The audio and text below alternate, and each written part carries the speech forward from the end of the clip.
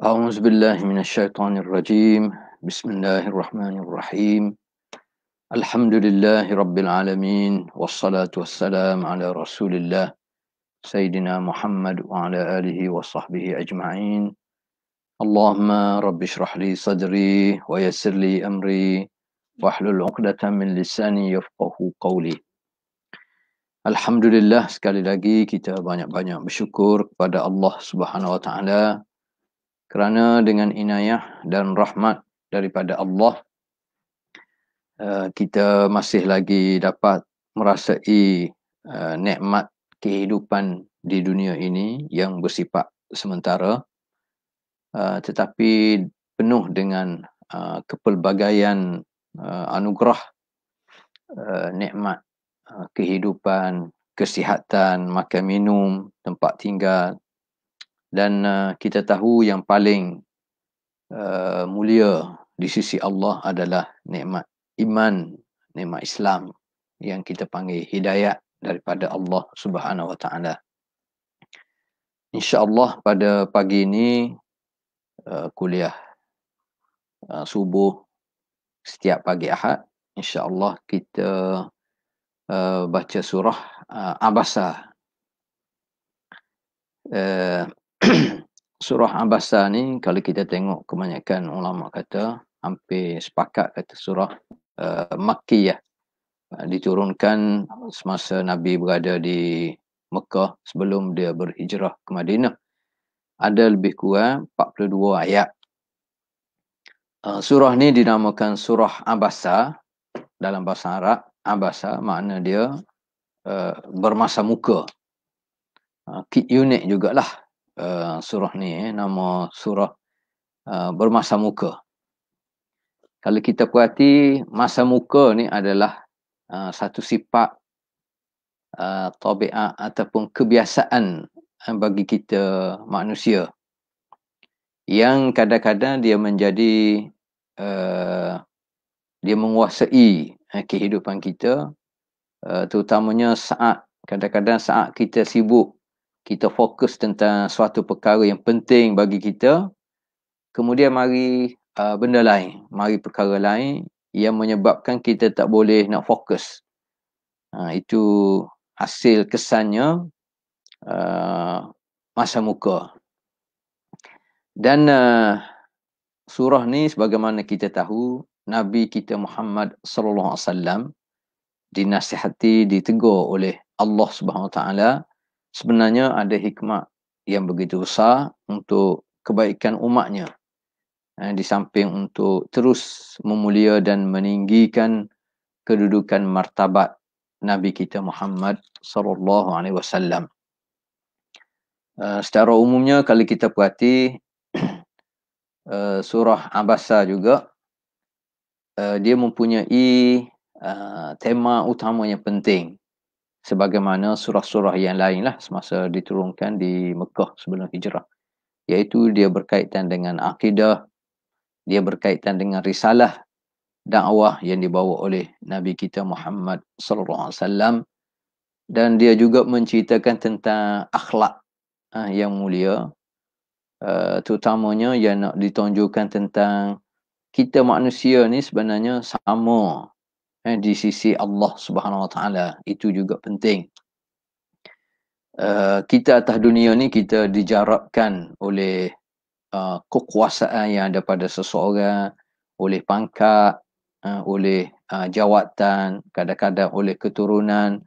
Tetapi sebenarnya semua itu tidak ada nilai sebenarnya di sisi Allah Subhanahu Wa Taala. Yang paling bernilai di sisi Allah adalah sejauh mana kita manusia ni hidup atas muka bumi, kita tahu tujuan dan matlamat Allah Ta'ala cipta kita, iaitu untuk beribadat kepada Allah SWT dalam setiap aspek kehidupan kita. Dan ibadat yang kita laksanakan adalah lahir daripada keimanan kita, keyakinan kita kepada Allah SWT, yang menyebabkan semasa kita hidup atas dunia ni kita sentiasa bertakwa kepada Allah Subhanahu Wa Taala. Baik, kita bagi tahu tadi Abasa ni ulama kata makna abasa adalah kita bermasa muka, kita kerut dahi, lahir daripada rasa sebab dada, dan dia boleh menimbulkan kebencian. Kebencian. Itu antara makna yang diberi oleh sebahagian ulama. Dan dia beritahu lahirnya sifat ataupun tabiat masa muka ni, dia beri kesan kepada dia melahirkan unsur al-karahiyah, kebencian kita. Dan kebencian ni kadang-kadang lahir apabila kita tidak meletakkan manusia tu di kedudukan yang sepatutnya, yang selayaknya, sebagaimana kehendak Allah Subhanahu Wa Taala. Orang masa muka pada seseorang ni lahir unsur kebencian, dan dalam masa sama dia rasa dia ni tinggi pada pandangan manusia, pada pandangan masyarakat. Itu sebenarnya antara faktor lahirnya kita ni masa muka. Baik. Surah ni juga kalau kita perhati, antara faktor yang kita boleh rumuskan bahawasanya Al-Quran ni memang bukan mari daripada makhluk. Bukan juga mari daripada Nabi kita Muhammad sallallahu alaihi wasallam. Sepenuhnya ayat-ayat Quran ni kita yakin mari daripada Allah Subhanahu taala.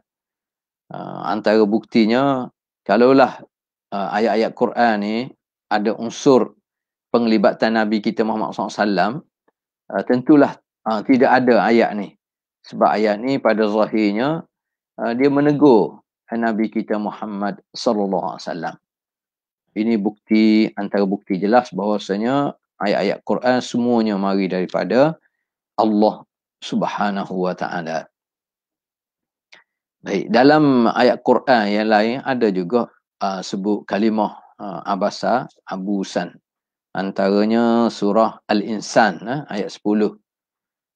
A'udzubillahi minasyaitonirrajim. Bismillahirrahmanirrahim. Inna nakhafu min rabbina yawman abusan qamtarira. Sesungguhnya kami takut akan azab Tuhan pada hari orang-orang berwajah masam. Abusan qamtarira, yang penuh dengan kesulitan. Begitu juga dalam surah Al-Muddathir ayat 18. Innahu fakkara wa qaddar faqutila kaifa qaddar thumma qutila kaifa qaddar thumma nazar thumma abasa wa basar. Baik. Ayat yang pertama daripada surah Abasa ni, Bismillahirrahmanirrahim. Abasa wa tawalla. Abasa wa tawalla. Dia iaitu Nabi Muhammad sallallahu alaihi wasallam berwajah masam dan berpaling. Wa tawalla, berpaling. Abasa, ya, sebahagian ulama kata betapa ayat-ayat Quran ni begitu tersusun, penuh dengan seni. Dan ayat ni walaupun asasnya dia tuju khusus kepada Nabi kita Muhammad SAW, tetapi dia tidak direct. Dia tidak sebut abasta wa tawallaita, kamu bermasa muka wahai Muhammad, kamu berpaling. Tetapi dia tuju pada Nabi tapi lebih pada umum. Abasa dia, tapi memang jelas tuju pada Nabi. Dia iaitu Nabi Muhammad SAW bermasa muka dan berpaling. Abasa sebagaimana kita tahu, dia memberi makna bermasa muka. Abus, yang berkerut dahi, yang bermasa muka. Abas juga dia boleh beri makna dalam bahasa Arab. Al-abas memberi makna najis ataupun kesan air kencing yang melekat di ekor setiap binatang. Binatang kucing ke unta ke, kalau kita perhati dia mengeluarkan najis dia yang melekat di ekor tu, dia panggil al-abas. Baik. Ayat ni Allah Ta'ala nak tegur Nabi kita Muhammad SAW, tetapi penuh dengan hikmat tersendiri yang kita boleh ambil pengajaran yang begitu besar. Sebab di sudut kisahnya, ketika mana Nabi SAW sedang berurusan dengan seorang ataupun beberapa orang pada masa tu, di kalangan pembesar Mekah pada masa tu. Nabi nak cerita tentang Islam, tentang dakwah, tentang keimanan, tentang hari kiamat. Tiba-tiba mari salah seorang sahabat, pada pandangan umum orang biasalah, Abdullah ibn Maktum, Ummi Maktum, yang datang untuk mendapat pengajaran daripada Nabi, mendapat tausiah, mendapat tazkirah daripada Nabi, yang menyebabkan situasi pada masa tu Nabi ni agak terganggu nak fokus. Jadi sebab itulah dia abasa, dia bermasa muka pada masa tu. Baik, kalau kita perhati ayat ni ada banyak pengajaran sebenarnya. Antaranya sebagaimana kita sebut tadilah, ayat ni menggambarkan sepenuhnya ayat-ayat Quran ni mari daripada Allah Subhanahu Wa Taala. Yang kedua, daripada ayat ni juga kita boleh ambil pengajaran di sudut keindahan Islam melalui kesamarataan kedudukan kita manusia ni di sisi Allah Subhanahu Wa Taala. Yang lebih penting dalam Islam, dia tonjolkan karamah insaniyah. Dia lebih tonjolkan tentang kemuliaan manusia itu sendiri, tanpa melihat kepada pangkat, tanpa melihat pada keturunan, tanpa melihat kepada jawatan, tanpa melihat kepada banyaknya duit, aset, kekayaan. Dia tidak beza antara yang gagah, yang miskin, antara fakir dengan kaya, antara yang berketurunan dengan rakyat biasa, ataupun antara lelaki dan perempuan, kecil ataupun besar.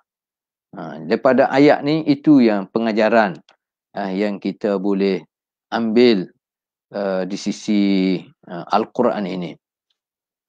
Baik. Daripada ayat ni juga, kalau kita baca seterusnya, betapa manusia ni, contohnya macam mana Allah Ta'ala nak tunjulkan antara Nabi kita Muhammad sallallahu alaihi wasallam dengan sahabat dia yang paling rendah, paling biasa, termasuk Abdullah ibn Maktum. Kita tahulah Nabi SAW, dia mempunyai kedudukan yang tersendiri di sisi Allah SWT. Antara dia insan yang paling dimuliai oleh Allah SWT. Dia dipilih oleh Allah sebagai Nabi, sebagai Rasul. Tetapi dalam kehidupan biasa, macam mana Allah Ta'ala nak tonjolkan kepada kita tentang manusia ni, asasnya semuanya adalah hamba Allah Subhanahu Wa Ta'ala. Perlu dilayan dengan sebaik mungkin. Dan itu sepatutnya kita manusia, termasuk zaman kita sekarang ni, kita kena tengok seseorang tu bukan kerana pangkat dia, bukan kerana kedudukan dia, bukan kerana keturunan dia, tapi dia adalah hamba Allah Subhanahu Wa Taala yang perlu kita layan dengan sebaik mungkin. Yang ketiga, antara pengajaran besar yang kita boleh ambil juga adalah kita semua sekali ni, kita ada sifat-sifat yang baik, dan kita juga manusia ni ada sifat-sifat yang tidak baik. Antara sifat yang tidak baik adalah kita ni mudah bermasam muka. Bukan Nabi sebenarnya, tapi sebenarnya itu hikmat daripada Allah untuk ajar kita antaranya. Sifat kita ni, kita mudah bermasam muka. Mungkin kadang-kadang apabila kita serabut, kita tak boleh nak fokus pada satu-satu benda. Kadang-kadang apabila kita berdepan dengan apa yang kita harap, apa yang kita sukai, contohnya kalau anak-anak muda, orang tua pun sama kadang-kadang, contohnya kita suka pada bola, Kalau boleh setiap minit, setiap saat pun kita tak nak terlepas, nak puati betul-betul.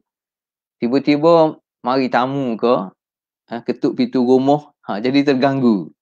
Ataupun anak-anak kita nak main apa semua sekali menyebabkan terganggu, menyebabkan lahir masa muka, perasaan nak marah, itu. Ataupun apa-apa saja yang berlaku yang tak boleh mengganggu fokus kita, menyebabkan kita serabut, kita nak marah, maka kita masa muka. Ataupun kadang-kadang dalam kehidupan harian kita, lahirnya kebencian, lahirnya permusuhan kerana apa? Kerana berbezanya warna kulit kadang-kadang, berbeza keluarga, berbeza bahasa, berbeza budaya, berbeza pendapat, atau kadang-kadang berbeza agama, yang menyebabkan lahir dalam hati seseorang ni rasa benci, rasa tak suka, menyebabkan lahirnya bermasa muka. Jadi sifat ni adalah sifat yang tak molek sebenarnya, yang perlu kita tangani dengan baik. Dalam kisah ni, sebab apa Nabi bermasa muka? Ayat seterusnya, anja'ahul a'ma. Kerana seorang yang buta, iaitu Abdullah Ummi Maktum, datang kepadanya. Anja'ahul a'ma. Kerana seorang yang buta telah datang kepadanya. Jadi dia tidak sebut nama jelas, dia sebut Al-A'ma. Maksudnya Al-A'ma ni bukan untuk menghina seseorang individu tu, tapi nak menggambarkan sepatutnya seseorang ni, setiap orang ada kekuatan, ada kekurangan. Jadi apabila sebut Al-A'ma ni, gambaran sepatutnya perlu diberi perhatian yang lebih. Tapi Nabi pada masa tu kerana sibuk dia nak layan pembesar Mekah ni dengan harapan untuk dia menerima hidayah, tetapi sebenarnya orang yang ada kelebihan tersendiri lebih susah, lebih sukar sebenarnya untuk dia menerima hidayah. Jadi Nabi ni bermasa muka apabila datangnya Al-A'ma, iaitu Abdullah ibnu Maktum. Jadi dia mari ni untuk mendapat hidayah, untuk mendapat pengajaran daripada Nabi SAW. Abdullah ibnu Ummi Maktum ni, kebanyakan riwayat kata nama dia Abdullah bin Qais bin Zaidah Al-Qurashi Al-Amiri. Dia ni antara ahadus sabiqin ilal Islam, antara orang yang awal-awal, sahabat yang awal-awal lagi masuk Islam. Mak dia nama Atikah binti Amir bin Makhzum. Jadi dia ni Abdullah ni dhariran, dia memang mata dia tak nampak lah. Jadi selepas peristiwa ni, selepas Allah tegur Nabi kita Muhammad SAW, Nabi sentiasa menghormati Abdullah ibn Maktum, dan dia adalah sepupu kepada Khadijah, Sayyidah Khadijah radhiyallahu anha. Baik, riwayat mengatakan Nabi ni sedang berurusan dengan antaranya Al-Walid bin Al-Mughirah. Ada juga kata bersama dia tu ada Utbah, ada Syaibah, ada Umayyah bin Khalaf antaranya. Jadi kalau Al-Walid bin Al-Mughirah ni min aghniya Quraisy, antara jutawan yang hebatlah di kalangan bangsa Quraisy pada masa tu. Jadi Nabi ni sibuk nak layan tetamu pembesar ni dengan harapan dia ni menerima hidayah daripada Allah Subhanahu Wa Taala. Tapi Allah tegur Nabi dengan hikmah yang tersendiri. Abasa wa tawalla an ja'ahul a'ma wa ma yudrika la'allahu yazakka. Wa ma yudrika la'allahu yazakka.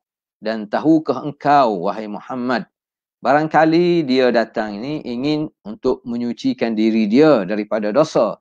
Wa ma yudrika la'allahu yazakka. Wa ma yudrika la'allahu yazakka. Dan tahukah engkau wahai Muhammad, barangkali dia datang yang dharir ni, yang buta mata ni mari, kemungkinan dia mari ni khusus untuk menyucikan diri dia daripada dosa. Yazakka dia juga memberi makna yatatahhar anil akhlaqir radhilah. Kadang-kadang yazakka maknanya tazkiyah. Antaranya untuk menyucikan diri kita daripada dosa, untuk menyucikan diri kita daripada akhlak-akhlak yang buruk. Jadi sebab itulah lagipun situasi pada masa tu kita boleh gambarkan macam mana situasi yang penuh dengan kekufuran, penuh dengan syirik, penuh dengan kejahatan dan segala mungkar dan fahsyak yang berlaku pada masa tu, yang mewarnai kehidupan masyarakat Arab pada masa tu. Menyebabkan mungkin Abdullah ibn Maktum ni rasa perlu segera dia sentiasa mendapat ilmu, arahan, panduan daripada Nabi SAW. Jadi masa mana pun dia akan ikhtiar untuk jumpa dengan Nabi. Sebab masa tu ya kita tahulah penuh dengan arak, penuh dengan judi, penuh dengan pembunuhan, penuh dengan zina, rampok, kezaliman, hamba abdi, semua sekali. Jadi ayat ni lebih kurang sama kalau kita perhati dalam surah Al-An'am ayat yang ke-52. Wala tatrudil ladzina yad'una rabbahum bil ghadati wal 'ashiyyi yuriduna wajhah. Dalam surah Al-An'am ayat yang ke-52. Wala tatrudil ladzina yad'una, dan janganlah engkau menghalau, maknanya jangan bermasa muka, jangan kita tidak cakna terhadap setiap orang yang mari walaupun dia biasa pada pandangan masyarakat umum, tetapi kalau dia nak kebaikan, dia nak keimanan, dia nak bersih diri dia, jadi kita kena layan dengan sebaiknya. Wala tatrudil ladzina yad'una rabbahum bil ghadati wal 'ashiyyi yuriduna wajhah. Orang yang kadang-kadang pagi, petang, siang, malam dalam kehidupan mereka, walaupun mereka biasa pada pandangan masyarakat, tetapi hati mereka bersih. Mereka ingin mengenal Allah SWT, ingin beriman dan ingin tonjolkan bukti keimanan dia dengan amalan-amalan kebaikan, dengan amalan-amalan yang boleh sentiasa mendekatkan diri dia dengan Allah Subhanahu Wa Taala. Ma 'alaika min hisabihim min syai' wa ma min hisabika 'alaihim min syai'in fatatrudahum fatakuna minadh zalimin. Sebab Islam nak mengajar kepada kita bahwasanya kita ni kita tidak tanggung kesan perbuatan orang, sebagaimana orang lain juga tidak tanggung kesan perbuatan kita. Kita tidak tanggung hak orang, orang tidak tanggung hak kita. Maknanya di akhirat kelak masing-masing akan dinilai oleh Allah SWT mengikut niat dan mengikut amalan seseorang. Ertinya kalau orang tu contohnya Nabi SAW, dia berusaha sedaya upaya untuk pastikan kalau boleh setiap orang beriman kepada Allah, termasuk pembesar-pembesar tadi. Tapi sebenarnya tidak sampai ke peringkat kita menggoreskan hati sahabat-sahabat kita contohnya. Itu yang nak, antara yang nak ditonjolkan lah melalui peristiwa ini. Au yadhakkaru fatanfa'ahu dzikra. Au yadhakkaru fatanfa'ahu dzikra. Atau dia ingin mendapatkan pengajaran. Kalau tidak tazkiyah pun mendapat tazkirah. Au yadhakkaru fatanfa'ahu dzikra. Atau dia datang ni ingin mendapat pengajaran, ia memberi manfaat kepada dirinya. Jadi kita tahulah yang kita panggil kadang-kadang kuliah, kadang-kadang kita panggil tazkirah ringkas. Jadi tazkirah ni biasanya dia ringkas tetapi dia agak padat. Dia menyentuh lubuk hati kita. Jadi begitu juga berlaku kepada sebahagian sahabat. Dia nak ambil masa sebaik mungkin, termasuk Abdullah ibn Maktum ni lah.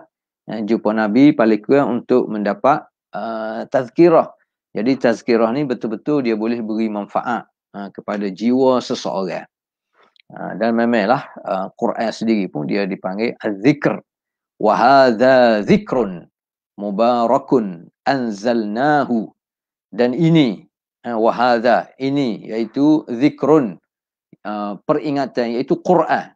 Dia adalah suatu peringatan yang mempunyai berkat yang telah kami turunkan. Afa antum lahu munkirun. Adakah kamu nak mengingkarinya? Jadi yakinlah kita bahawasanya kalau kita nak mendapat ilmu, kita nak dapat manfaat, kita nak mendapat tazkirah, antaranya asasnya adalah Quran itu sendiri. Wa hadza dzikrun mubarakun anzalnahu afa antum lahu munkirun. Dalam surah Al-Anbiya ayat yang ke-50. Begitu juga dalam surah Az-Zumar. Surah Az-Zumar ayat yang ke-23. Allahu nazzala ahsanal hadith. Allah ni dia menurunkan kepada kita, tentunya melalui Nabi kita Muhammad sallallahu alaihi wasallam, sebaik-baik ucapan, sebaik-baik percakapan, sebaik-baik al-hadis, dialog, iaitu kitaban, iaitu Al-Quran lah. Maksudnya Al-Quran, perkataan yang paling baik. Kitaban mutasyabihan mathaniya taqsha'irru minhu juludul ladzina yakhshawna rabbahum. Ayat yang serupa, yang berulang, untuk mengukuhkan lagi, untuk meyakinkan lagi kita manusia ni, yang mana kalau kita betul-betul dapat ambil tazkirah, ambil pengajaran, boleh tazkiyah, membersihkan hati kita, tentulah dia boleh melahirkan siapa ke peringkat taqsha'irru minhu juludul ladzina yakhshawna rabbahum, sehingga lahir rasa gerung, rasa takut kepada Allah, dan dia berkesan hatta kepada pergerakan anggota tubuh badan kita. Kulit kita tu boleh jadi gementar. Dan sebenarnya mudah je nak rasa gementar, takut ni kenaling. Contohnya apabila kita berdepan dengan ujian, kita berdepan dengan gerah, contohnya kita bawa kereta, tiba-tiba budak kecil lalu, ataupun nak berlaku aksiden contohnya, macam mana kita pada masa tu? Rasanya gemuruh, rasa kenaling, rasa berpeluh kejap lah kitanya. Begitu juga contohnya kalau kita jumpa dengan binatang buah secara mengejut, dengan ular besar ke, dengan rimau ke, macam mana? Jadi waktu tu kalau kita boleh bawa juga jaga-jaga apabila kita baca Quran ni. Sebab itulah kita kata terbaiknya kita ni memang kena pastikan kita ni boleh baca Quran. Wajib bagi kita belajar walaupun kita ni dah berumur 70-80 tahun dah contohnya. Gigi pun tak ada, cabut habis dah. Tapi wajib bagi kita kena belajar Quran, dan sehingga kita boleh baca dengan baik. Dan terbaik bagi kita bukan sekadar kita baca. Tambah-tambah kita nak sambut bulan Ramadan ni, memanglah kita suka kalau boleh nak khatam sekali, dua kali, kadang-kadang memang comel lah. Tetapi hak lebih comel lagi adalah apabila kita baca, ada masa tertentu kita baca ni fokus untuk tahu apa makna dia. Walaupun mungkin kita tak boleh bahasa Arab, tetapi sekarang ni terbaik bagi kita adalah kita ada Quran terjemahan. Dan biarlah kita habis RM30, RM50, RM100 pun kita beli yang terbaik. Quran terjemahan, cetakan yang terbaik dan mempunyai makna, serta kadang-kadang disertai dengan hadis-hadis, disertai dengan doa-doa tertentu, maklumat-maklumat tertentu yang beri kebaikan kepada kita.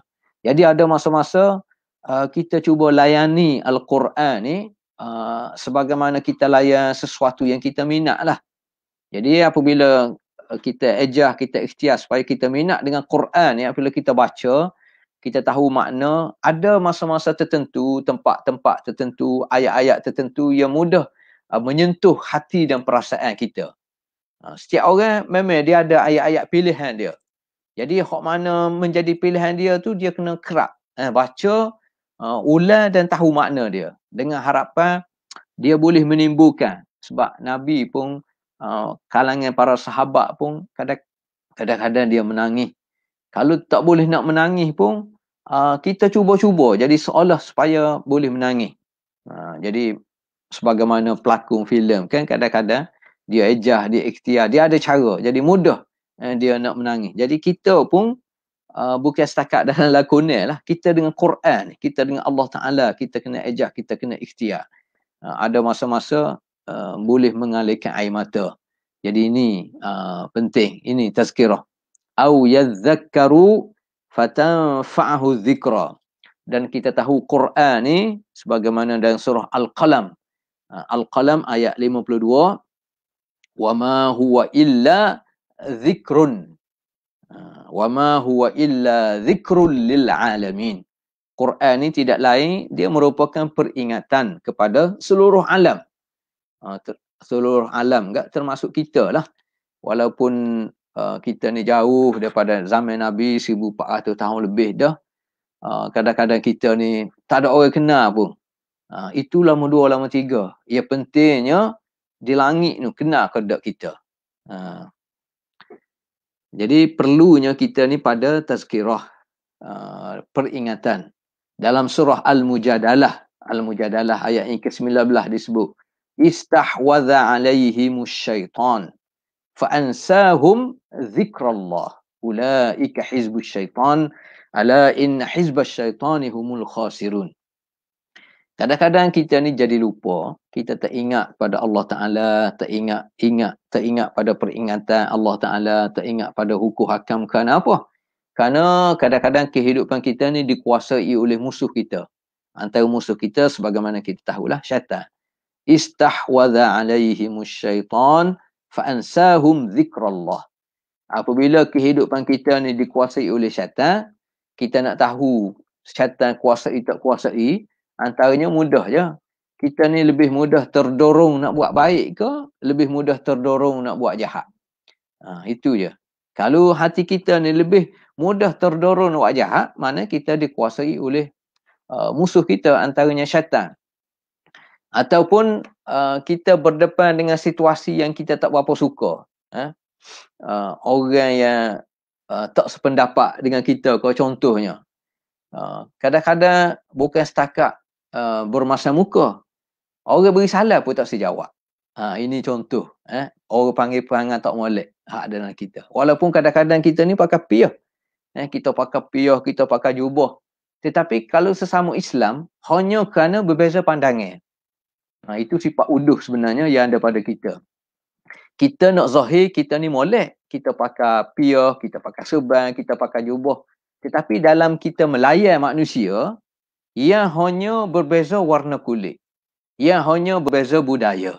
Ia hanya berbeza bahasa.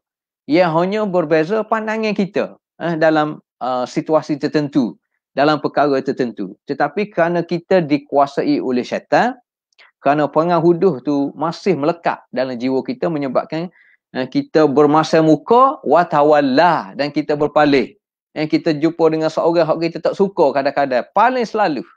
Itu kita panggil perangai huduh sebenarnya yang ada pada kita, dan kita dikuasai oleh syaitan sebenarnya, sama ada kita sedar ataupun kita tidak sedar. Ini yang menyebabkan perlunya kita kepada tazkirah. Ini yang dilakukan oleh sahabat yang biasa, yang dharir, yang mata tak nampak. Dalam surah Al-Jumu'ah ayat yang ke-9, ya ayyuhalladzina amanu idza nudiya lis-salati min yaumil jumu'ati. Ya ayyuhalladzina amanu, wahai orang yang beriman, idza nudiya lis-salah, musim-musim Covid ni, bertahun kita tak boleh nak semaya Jumaat. Jadi ada peluang semaya Jumaat, kita pergilah segera awal-awal min yaumil jumu'ati, pada hari Jumaat, fas'au ila zikrillah. Maka kita kena cepat-cepat, kita kena bersegera untuk mengingat Allah Ta'ala. Mana pergi masjid ni kerana nak mengingat Allah. Nak pergi semaya Jumaat asasnya kerana kita ni nak takbirkan ingat kita kepada Allah Subhanahu Ta'ala. Wa dharul bai', tinggal semua sekali jual beli. Maknanya tinggal semua sekali urusan kita dengan dunia. Kita pergi semaya Jumaat pun urusan kita dengan dunia juga sebenarnya. Cuma dengan niat yang betul, maknanya ia berkait dengan akhirat. kita jual beli pun sebenarnya dia berkait dengan akhirat juga. Sama je sebenarnya kehidupan kita di dunia ini. Kehidupan dunia, ya betul, kita buat urusan dunia, tetapi niat kita kena betul lillahi ta'ala. Kita semaya, nampak maknanya semaya ni tak ada kesan kita boleh duit ke apa ke semua sekali, tak ada, tapi dia berkait dengan kehidupan dunia yang berkait dengan akhirat juga. Dalam surah Al-Munafiqun ayat yang ke-9 juga, Jumaah tadi pun ayat ke-9, Al-Munafiqun juga ayat yang ke-9, ya ayyuhalladzina amanu la tulhikum amwalukum wala auladukum an dzikrillah. Kita duduk atas dunia ni, Allah Ta'ala beri nikmat macam-macam.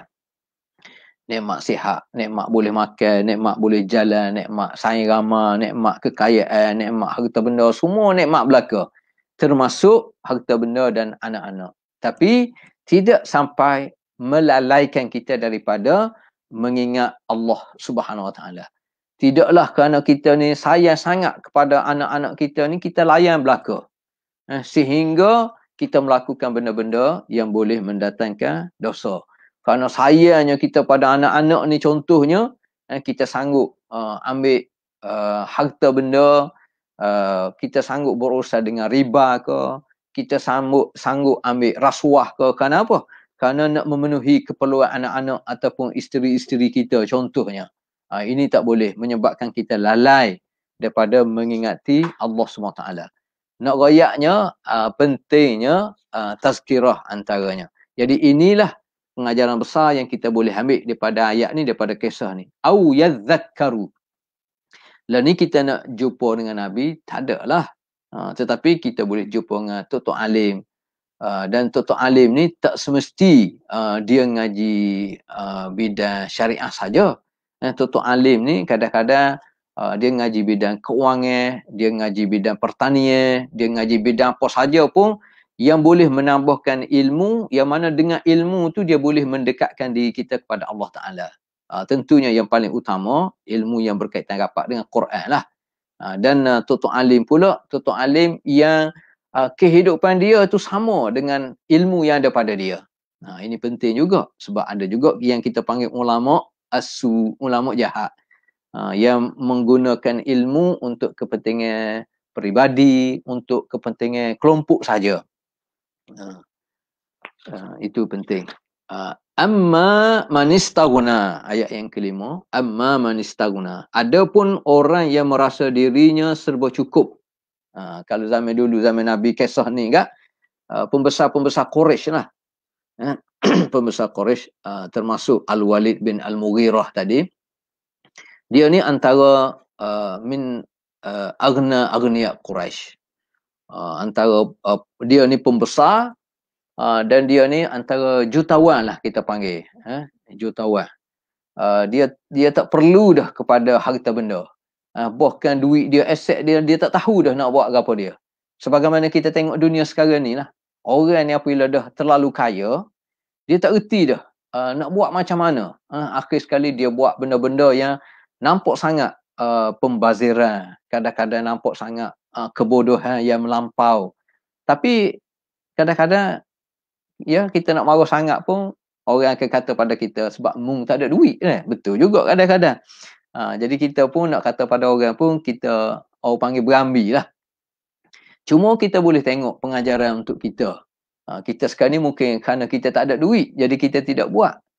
Betapa ramai orang ya, masa dia tak ada duit, masa dia tak ada kuasa, dia boleh kecek belakang, mudah je. Tapi apabila ada duit, apabila ada kuasa, dia lebih teruk. Jadi masing-masing ambil pengajaran lah. Amma man istaghna, adapun orang yang merasa diri dia sudah cukup, termasuk pembesar Quraisy tu, kalau kita nak terlalu fokus pun rugi masa kita kadang-kadang. Dan istaghna ni dia menggambarkan pemikiran duniawi yang ada pada kebiasaan manusia. Termasuk pembesar-pembesar Quraisy ni. Dia kadang-kadang ada ayat tertentu cerita macam mana dia nak duduk dengan Nabi pun, nak dengan Nabi pun kalau boleh dalam majlis khusus. Tak ada orang lain, orang biasa tak ada. Pernah berlaku pemikiran duniawi. Sebab apa? Sebab dia fikir dunia adalah segala-galanya. Sehingga ada dalam surah Az-Zukhruf ayat yang ke-31. Wa qalu laula nuzzila hadzal Qur'an ala rajulin minal qaryataini azim.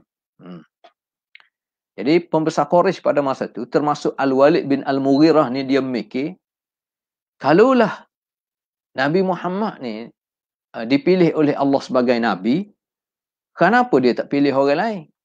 Kenapa dia tak pilih orang yang dah terkenal pada masa itu? Orang yang kaya, termasuk macam dia sendiri contohnya. Sebab apa tak pilih? Sepatutnya Allah Ta'ala ni pilih orang yang dah hebat, orang yang dah terkenal, orang yang kaya.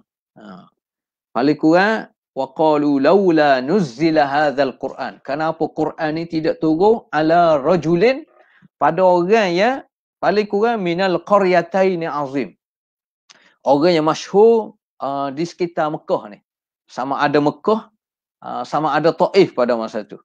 Setiap tempat, setiap bandaraya hak besar pada masa tu ada pembesar termasuk dia. Sebab apa tak turunnya Quran pada masa tu? Itu pemikiran duniawi. Itu yang kita panggil istaghna. Orang yang sebenarnya tidak mengharap kepada ilmu, orang yang tidak mengharap kepada hidayah Allah SWT. Kerana dia rasa dia dah cukup dengan apa yang ada pada dia, yang mana dia juga lupa segala apa yang ada pada dia itu semua mari daripada Allah Subhanahu Wa Taala.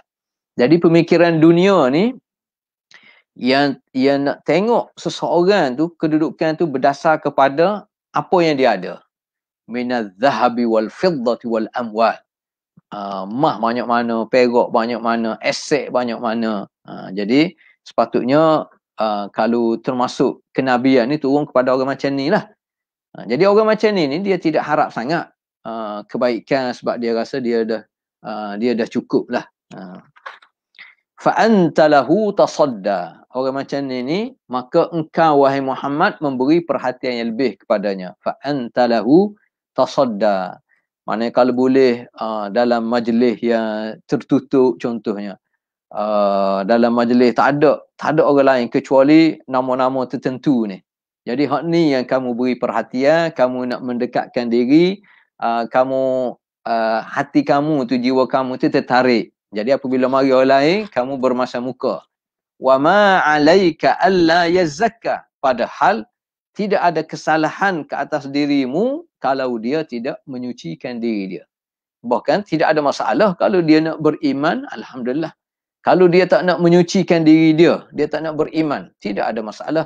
Wa ma 'alaika alla yazakka. Padahal tidak ada kesalahan ke atas dirimu kalau dia tidak menyucikan diri dia, iaitu beriman.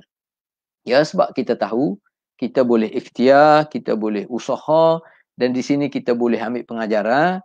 Apabila kita nak sebarkan Islam ini, apabila kita nak sebarkan ilmu dan dakwah hidayah Allah yang mulia ini, kita boleh tengok secara umum, tetapi yang lebih aula, yang lebih utama, kita tengok mana yang lebih nak terima hidayah Allah Subhanahu Wa Taala ni. Sebab hidayah ni bukan kuasa kita. Innaka la tahdi man ahbabta walakinna Allah yahdi man yasha. Jadi tak kira siapa dia, hatta orang kampung biasa, hatta orang yang dah tua, hatta orang yang terpinggir contohnya di kalangan masyarakat, tapi dia sebenarnya mempunyai hati, mempunyai jiwa, mempunyai naluri sama dengan manusia-manusia yang lain sebenarnya. Wa amma man ja'aka yas'a. Wa amma man ja'aka yas'a. Adapun orang yang datang kepadamu dengan segera. Wa amma man ja'aka yas'a. Datang dengan segera untuk mendapatkan pengajaran, untuk mendapat kebaikan. Yas'a ni ia datang dengan ada usaha, ada ikhtiar, ada daya, sa'i. Kalau dalam bahasa Arab, sa'a ilaihi maknanya qasada wa masya. Dia nampak, maknanya ada matlamat, ada tujuan. Macam Nabi SAW apabila dia berjalan ni, tidaklah lengang-lengguk macam orang tak ada tujuan, tidak. Nabi kalau berjalan macam seolah dia turun daripada tanah tinggi, tanah rendah, nampak bersungguhlah jalan. Sebab itulah kalau dalam kita buat umrah ataupun haji kan, dia ada sa'i kita panggil. As-sa'i ni sa'i. Sa'i kita orang Melayu panggil sa'i. As-sa'i. Sa'i ni maknanya taraddada bainahuma bainas Safa wal Marwah. Antara Bukit Safa dengan Marwah tu kita jalan. Jalan ni sebab itulah kadang-kadang kita pergi Mekah buat umrah ni ataupun buat haji, kadang-kadang kalau kita perhati melalui ucapan manusia ni, tujuan apa sebenarnya dia pergi. Kalau Allah Ta'ala beri peluang pada dia, alhamdulillah tak ada masalah dia nak pergi tiap-tiap tahun pun. Cuma kebanyakan ulama kata, kalau kita nak dapat pahala yang lebih, kita pergi tiap-tiap tahun tu untuk kita je sebenarnya. Tapi kalau duit tu kita guna untuk bantuan, untuk bantu orang, lagi besar pahala sebenarnya. Tapi apa pun, tidak ada masalah. Contohnya orang nak pastikan dia pergi umrah ni kalau boleh setiap tahun. Bulan Ramadan ke, bulan apa. Tetapi yang lebih penting adalah dalaman kita. Niat kita sebenarnya. Sebab kalau kita pergi kerana puas duduk saja ataupun kawan aja, terutamanya orang yang ada kemampuan lah dari sudut kewangan, bila-bila masa dia boleh pergi. Jadi sampai satu tahap kadang-kadang dia tidak rasa nikmat melakukan ibadat termasuk semasa sa'i tu. Sedangkan sa'i ni walaupun bentuk ibadat dia berbeza banding dengan contohnya tawaf, berbanding dengan semaya, berbanding dengan benda lain, tetapi fokus tu macam mana? Fokus. Jadi as-sa'i dia menampakkan kesungguhan. Kita ni fokus. Kita ingat sejarah sebab apa berlakunya sa'i ni, antaranya sejarah apa dia? Siti Hajar cari air. Jadi nampak kesungguhan daripada Bukit Safa pergi Bukit Marwah. Jadi ada matlamat dia. Sampai satu tahap antara Safa Marwah tu kita digalakkan berlari-lari anak, kita panggil. Kalau kita panggil recak angin. Berlari-lari anak. Nampak kesungguhan. Jadi itu sa'i. Wa amma man ja'aka yas'a. Orang mari padamu dalam keadaan bersungguh untuk mendapat sesuatu. Dan kehidupan kita sekarang ni pun kadang-kadang kita sendiri kita boleh agak. Gapo dia hak menjadi as-sa'i kita, kesungguhan kita tu. Ataupun orang yang nak cari ilmu.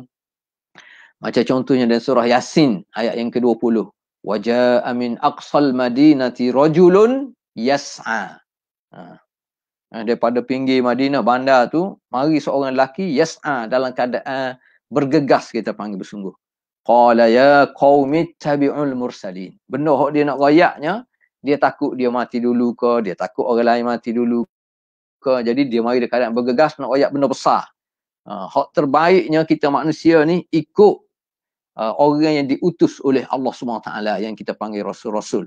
Ittabi'u man la yas'alukum ajran wa hum muhtadun. Ikut orang yang tak ada benda lain hak dia nak. Dia bukan nak harta benda nak daripada kamu, tapi hak dia mintanya supaya kita semua ni beriman kepada Allah Subhanahu wa taala. Dalam surah An-Nazi'at kita perhati, surah An-Nazi'at ayat yang ke-20. Fa'arahul ayatal kubra fakadzdzaba wa 'asa thumma adbara yas'a. Kadang-kadang ke arah benda tak molek yas'a juga tetapi Fir'aun dalam ayat ni dia mendusta dan menderhakai Allah SWT. Thumma adbara yas'a, kemudian dia berpaling, yas'a, lalu dia berusaha untuk melawan balik, mencabar Nabi Musa ni. Yas'a juga maknanya orang jahat, orang zalim kan.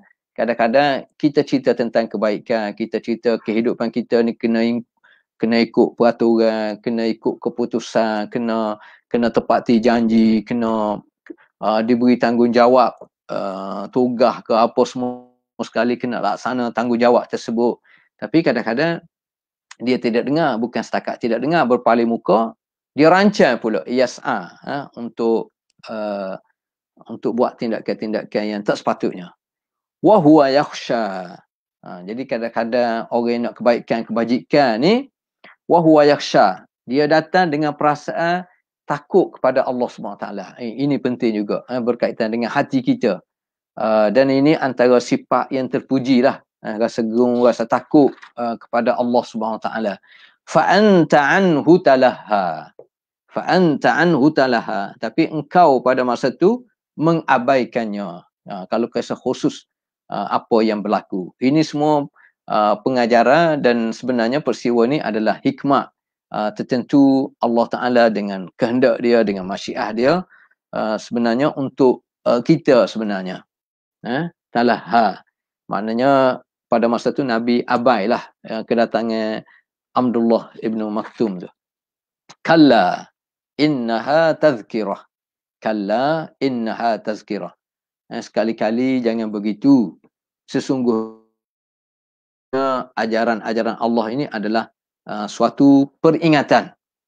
Sebenarnya apa saja yang berlaku adalah peringatan. Termasuk kisah ni sebenarnya dia memberi peringatan, memberi pengajaran kepada kita semua.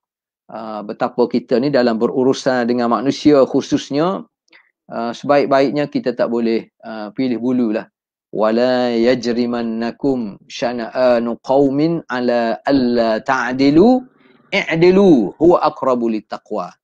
Ini ayat Quran. Belah-belah mana pun kita kena adil dalam menilai, dalam buat keputusan, dalam memberi hak, dalam menunaikan tanggungjawab sebenarnya. Kita kecek biasanya mudah. Ambo ni kecek kat dengan sejar. Mudah lah. Munggah lidah. Tak ada tulang lah. Kita semua. Tapi sejauh mana kita beramal. Itu yang lebih penting. Jadi nak tahu tak? Kita kena perhati lah. Sama-sama kita lah. Perhati sama-sama kita. Ambo ni kecek adik kakak dia dengar. Ada masa tertentu orang lain kecek Ambo dengar. Ambo pun iyalah moga kita panggil ustaz kampung biasa ya, tak ada ilmu. Walaupun kita ni daripada keturunan orang panggil tu guru, tapi ilmu tu dia tidak diwarisi. Kita manusia ni kita tak boleh nak warisi ilmu. Kita tak boleh nak warisi iman. Betul lah tu. Kita tak boleh nak warisi taqwa. Cuma dengan yas'a, kita kena dengan usaha. Kalau keluarga kita, keluarga yang baik, biasanya anak-anak ni mudah untuk terikut sebab dia tengok situasi tu. Tapi iman tak boleh diwarisi, betul lah. Iman ni kita kena ikhtiar, kita juga kena usaha. Selain daripada doa ayah mak kita, kita sendiri. Yang pentingnya akhlak kita ni kita kena usaha. Jadi macam mana nak dapat iman, macam mana nak dapat tazkirah, antaranya Quran lah yang memandu kita, yang mengajar kita apa sifat-sifat yang huduh, yang tidak baik, biar jadikan sempadan. Semua tu adalah tazkirah. Kalla innaha tazkirah. Begitu juga apa yang berlaku pada diri Nabi SAW, kisah ni adalah merupakan tazkirah, peringatan. Sebab itulah Nabi SAW selepas pada peristiwa ini, dia sentiasa menghormati Abdullah ibnu Maktum ni. Apabila dia jumpa, setiap kali dia jumpa, dia beritahu, inilah orangnya, inilah sahabatnya yang turun ayat Quran. Dan dia melayani dengan baik. Begitu juga kita sebenarnya. Kadang-kadang kita dengan sebab kita manusia ni banyak buat salah, banyak buat silap. Tapi kalau kita nak yang terbaik, kita tahu. Termasuk dalam kita melayan seseorang. Kita ni, kita mudah layan orang yang kita suka sebenarnya. Orang yang suka bantu kita ke, orang yang kalau kita buat khianat dia pun, dia tetap sayang pada kita. Itu tabiat kita manusia lah, kita sayang. Kalau boleh manusia ni nak suruh sama belaka dengan kita. Sependapat belaka dengan kita. Jadi kalau tak sependapat sikit, kita terus masam muka. Dalam bab pendidikan ke, dalam bidang bab perniagaan ke, dalam bidang politik ke, dalam bidang pengurusan negara ke. Kadang-kadang berbeza pendapat, terus masam muka. Terus kita hukum, terus kita lalai. Kita pulau dia. Ini sebenarnya sifat uduh yang ada pada seseorang tu. Jadi macam mana Islam mengajar kita, Quran mengajar kita, Quran lah hak terbaik. Jadi sebab itulah selain daripada kita dengar kuliah ke, tazkirah ke, pengajaran ke daripada orang lain, kita juga kena ikhtiar. Yas'a tadi, kita juga kena usaha. Biar daripada kita sendiri nampak kesungguhan. Allah Ta'ala nampak kesungguhan kita. Terutamanya nak masuk bulan Ramadan. Lagilah. Walaupun kita ni perlu sebut Ramadan, orang ni banyak pesing orang panggil. Tengok Ramadan nak mari, Allah susahnya. Sebulan tak boleh makan. Ada juga gitu. Ada juga orang yang perlu sambut Ramadan. Inilah peluang terbaik untuk kita langsingkan tubuh kita. Kadang-kadang mana tak perlu habis. Orang kadang-kadang sanggup habis beribu-ribu, mungkin puluh-puluh ribu kerana nak kuruskan tubuh dia. Terserah pada masing-masing lah. Kalau ada duit, tak apalah. Enggak dia gaji contohnya puluh-puluh ribu. Jadi kalau nak buat sekali pembedahan, bayar 10 ribu, 50 ribu, tak ada pelik lah. Kita orang kampung biasa ni, tak okey lah nak buat tu. Jadi setengah orang dia fikir bulan Ramadan lah. Peluang terbaik untuk dia kuruskan tubuh dia. Ada juga. Ada orang fikir bila mari bulan Ramadan, bulan terbaik untuk merasai segala nikmat makanan dan minuman. Sebab banyak makanan-makanan selain pada bulan Ramadan tak ada. Mari bulan Ramadan dengan buah tamar, macam-macam jenis buah tamar. Dengan kuih-muih. Kuih Kelantan panggil tahi ayam lah apa semua sekali. Ada belaka. Macam-macam. Ondel-ondel lah. Macam-macam. Jadi mari bulan Ramadan. Terserah pada masing-masing. Ada juga yang bila bagi bulan Ramadan, inilah bulan terbaik. Untuk memperbetulkan niat, untuk mengukuhkan keazaman kita, untuk kita guna masa terbaik, untuk kita beribadat kepada Allah, untuk buat ibadat, untuk jaga semaya fardu, untuk jaga semaya sunnah, untuk kita perbanyakkan baca Quran, untuk kita semaya tarawih, untuk kita bangun malam, macam-macam lah. Inilah peluang terbaik sebenarnya dalam masa sebulan. Di samping tubuh kita akan jadi sihat sebab kita belah-belah mana pun tak boleh nak makan antara subuh dengan maghrib dalam tempoh yang agak panjang sampai 30 hari ni sebenarnya kita tahu dia memberi kebaikan kepada tubuh kita.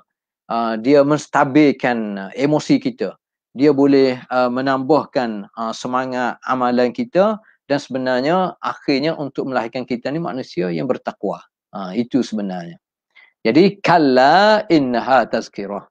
Semuanya adalah tazkirah, pengajaran supaya kita boleh ambil iktibar sebagaimana dalam surah Al-Kahfi juga disebut ayat yang ke-28, wasbir, kena sabar. Ayat ni dituju kepada Nabi, maknanya dituju juga pada kita secara keseluruhan lah. Wasbir nafsaka ma'al ladzina yad'una rabbahum bil ghadati wal 'ashiyyi yuriduna wajha wala ta'du 'ainaka anhum turidu zinatal hayatid dunya wala tuti' man aghfalna qalbahu an dzikrina wattaba'a hawahu wa kana amruhu furta. Dalam kehidupan ni kita kena banyak sabar. Sebab ujian hidup atas dunia ni penuh dengan ujian yang pelbagai, yang kita sebenarnya kita lebih tahu apa ujian yang Allah Ta'ala beri pada kita, dan kita kena yakin sepenuh ujian yang Allah Ta'ala beri pada kita ni Allah Ta'ala tahu sebenarnya kita mampu. Setengah orang diuji dengan kesihatan, maknanya sakit semua dia, duit banyak tapi sakit. Ada orang yang diuji dengan kesihatan, dengan maknanya kesihatan dia sihat semua, sebenarnya ujian juga. Ada yang diuji dengan kesusahan, kesulitan dalam kehidupan, tak cukup semua, tak ada duit, tak cukup. Ada yang Allah Ta'ala uji duit lebih, tak tahu nak buat apa sebab terlalu banyak. Ujian juga sebenarnya. Ada orang yang diuji kadang-kadang payah faham, contohnya ujian juga tu. Tapi sebenarnya walaupun payah faham, tapi sebenarnya kalau kita ada unsur yas'a tadi, kita usaha, kita ikhtiar, insya-Allah Allah Ta'ala akan beri kefahaman. Ujian juga payah faham. Orang yang mudah faham sebenarnya ujian juga. Kalau orang yang mudah faham, hak tu faham, hak ni faham, kadang-kadang dia mari unsur takabur. Dia takabur. Jadi apa saja sebenarnya yang berlaku pada setiap daripada kita ni semuanya ujian daripada Allah Ta'ala. Ini tazkirah. Sebab itulah Allah Ta'ala guna ayat ni mudah-mudah kalla. Kalla ni Jangan jadi gitu asasnya. Dia juga kalam ni memberi makna haqqan, benar. Apa yang Allah Ta'ala cerita ni benar. Jadi kita boleh ambil pengajaran lah daripada peristiwa melalui ayat-ayat yang kita baca.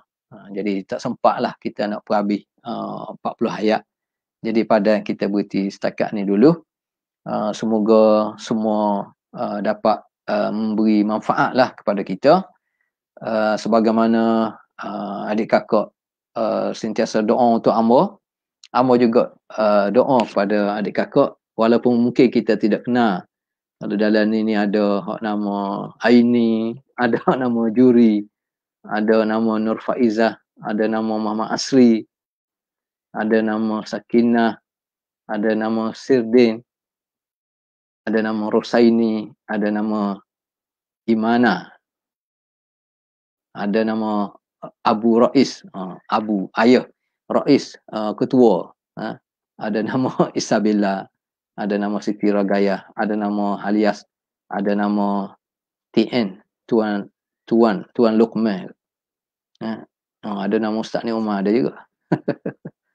Ada nama Zainal, ada nama pelajar UIM. Semua sekali lah. Nur Fadilah, Aminah, Syafi'i, Mak Jeng pun ada. Kita sehu Mak Deng lah. Ni Mak Jeng. Zainuddin, Brother, Perdana, Muhammad Yusri, Suhaila. Suhaila ni mungkin apa dia staff Yadim ke. Juri, Maimun, Mustaqim, Wan Muhammad Afif. Semua sekali lah. Yang kita kenal ke, yang kita tak kenal ke. Semua sekali sebenarnya kita hidup atas dunia ni. Kalau Tok Guru biasa dia guna istilah kita hidup atas dunia ni tumpai menumpai sebenarnya. Tak ada orang hebat secara mana pun dia boleh hidup seorang. Tak ada. Bahkan semakin dia terkenal, semakin dia kaya, semakin dia berpengaruh, semakin dia perlu kepada orang lain. Itu tumpai menumpai. Kita kaya, kita perlu kepada orang miskin. Kita miskin, kita perlu pada orang kaya. Semua sekali kita ni hidup tumpai menumpai. Itu sebenarnya konsep yang Allah Ta'ala buat li ta'arafu sebenarnya. Sebab itulah kalau kita boleh faham konsep li ta'arafu ni, tanpa mengira keturunan, tanpa mengira bangsa, tanpa mengira bahasa dan budaya, hatta tanpa mengira agama sebenarnya. Sebab kita duduk atas dunia ni terlalu singkat. Kalau kita buat benda-benda yang Allah Ta'ala larang, rugi sangat kita. Jadi Allah Ta'ala tujuan hatta kita berbeza warna kulit, berbeza pendekatan, hatta berbeza agama pun hak terbaiknya kita amalkan konsep li ta'arafu tu. Jadi li ta'arafu ni dia bukan sekadar untuk kita kenal mengenal, tanya khabar gitu dak. Ta'arafu kalau kita faham, dia merangkumi keseluruhan dalam kehidupan. Macam mana kita nak hidup ni dalam keadaan kita menghormati, kita bekerjasama, kita tumpai menumpai, hatta berlainan agama sekalipun, hatta berlainan bangsa sekalipun. Sebab semua sekali masing-masing dia bertanggungjawab. Orang yang pilih ad-din, Islam sebagai ad-din, dia juga sebenarnya bertanggungjawab. Kita yakin sepenuhnya bahawasanya tidak ada sistem hidup yang terbaik melainkan Islam. Itu yang kita yakin. Tapi sejauh mana kita beramal? Sebab Islam ni dia menuntut kita apa yang kita cakap kita buat. Dan apa yang kita buat tu mesti daripada hati yang ikhlas. Semua sekali. Begitu juga dalam kehidupan kita bermuamalah, kehidupan kita bermasyarakat, kita ni tumpai menumpai. Hormat, menghormati, dan Allah Ta'ala menghidupkan kita atas muka bumi di Malaysia ni, takdirnya kita panggil masyarakat majmuk. Kita tidak dipilih, kita bukan memilih untuk jadi orang Cina. Kita tak mampu nak pilih untuk jadi orang Arab, untuk jadi orang India ke, Siam ke, Melayu ke. Artinya kalau Allah Ta'ala tak bagi pilihan kepada kita untuk memilih tu, kita kena yakin sepenuh sebenarnya tidak ada nilai di sisi Allah. Cuma Allah Ta'ala buat juga tu dengan pelbagai warna kulit, berbagai etnik, budaya, bahasa ni li ta'arafu lah. Jadi lita'arafu ni dia luah, bekerjasama. Macam mana, sebab itulah biasa kita sebut konsep lita'arafu dalam kehidupan peribadi dengan kehidupan bernegara, dia beza. Bernegara ni, macam contohnya wujudnya kedutaan tu, lita'arafu lah, konsep lita'arafu. Jadi lita'arafu, wujudkan kedutaan tu kerana apa? Adakah kerana nak balah? Adakah kerana nak perang? Tidak. Lita'arafu ni, dalam konteks hubungan antara negara dengan negara untuk masing-masing nak ambil manfaat. Tumpai menumpai. Demo negara ni contohnya negara Saudi kita kata. Kita perlu buat hubungan diplomatik, adanya kedutaan. Kenapa? Ya kerana Mekah ada Kaabah. Kalau hubungan kita tak comel, nak buat umrah pun payah. Nak buat haji pun payah. Lepas tu mungkin dia ada universiti, dia ada kekuatan di sudut tu. Jadi manfaat kita boleh ambil Malaysia ni, mudah urusan nak buat umrah, nak buat haji, nak pergi belajar, nak pergi tafakuh macam-macam. Di negara kita, mungkin ada kekuatan dia, contohnya teknologi ke apa ke, jadi hantar negara dia, manfaat. Itulah. Semua negara, lita'arafu. Hatta negara yang majoritinya non-Muslim, contohnya. Negara China ke, negara Amerika ke, Rusia ke, apa lagi lah. Yang pentingnya hubungan tu lita'arafu. Masing-masing apabila ta'arafu tu dia ada unsur hormat, menghormati. Perlu memerlukan. Ada unsur tasamuh, ada unsur tolak ansur dalam kehidupan bernegara atau dalam kehidupan berperibadi pun. Lita'arafu. Mana mungkin kita boleh laksana maksud lita'arafu kalau kita bermasam muka? Tak mungkin. Tak mungkin. Dia bertentangan antara kita masam muka dengan perintah Allah Ta'ala supaya kita hidup ni lita'arafu. Itulah. InsyaAllah kita sambung balik minggu depan. Wabillahi taufiq wal hidayah. Wassalamualaikum warahmatullahi ta'ala wabarakatuh.